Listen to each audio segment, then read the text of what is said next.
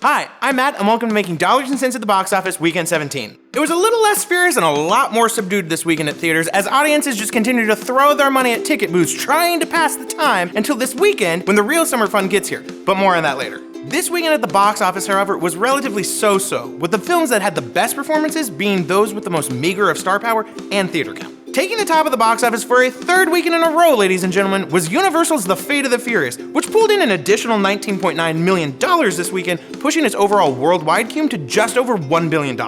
That is some sweet, tire-squealing music to Universal's ears, as that makes it the fifth film to ever pass that threshold. So just, well done, Vin Diesel. Way to fill that car up. Coming in second this weekend was Lionsgate's How to Be a Latin Lover, which despite only opening in just over 1,100 theaters, did pull in an impressive $12.3 million and scored a spicy A+ on CinemaScore. For me, what is so awesome about this film from Ken Marino is that it had such support from the Hispanic community, who made up 89% of its audience. No, this film isn't going to be shattering any glass ceilings or winning any awards, but I am hoping that this film can be an encouragement to other filmmakers to go out there and tell their stories on the big screen that are authentic to their cultural background and upbringing. And speaking of just that, taking third this weekend was Great India Films' Baahubali 2: The Conclusion, which came out of nowhere with $10.4 million from only, and get this, 425 theaters. Now yes, while that makes it a just north of 24,000 per theater average, and that isn't the best average of all time, that's still really notable for a film this time of year. The lull, that is just the swamp between February and summer.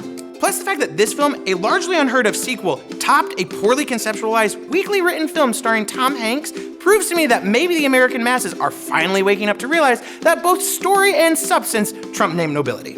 And bringing this weekend's recap full circle then, we find our second nationwide newcomer, The Circle, ringing in at spot number 5 with a very mediocre $9 million weekend haul. Overall, while the film had a premise that could have brought audiences something eerily similar to our current technologically centered and monitored culture, while still alluding to a far more alarming possible near future, the film doesn't close the loop. Instead, it brings us unimagined characters and a satire so lacking in innovation that it feels like it's far more from the Stone Age of storytelling rather than the glossy computer screen age that it so desperately tries to warn us against. But despite a weekend so boring, I want to shoot myself in the foot just so I have something to talk about, Marvel's Guardians of the Galaxy Volume 2 premieres this weekend in over 4,000 theaters. It's definitely the name to beat this weekend, and it looks like it's going to be just as wild of a ride as the original Guardians, which premiered in August of 2014. Fans and comic book nerds around the world are going to be coming out in droves this weekend to see Star-Lord, Gamora, Rocket, Groot, and Drax all hitting the big screen again in this summer's first blockbuster, which is sure to set the tone for what I can only hope and pray for is an awesome summer of fantastic movies in theaters.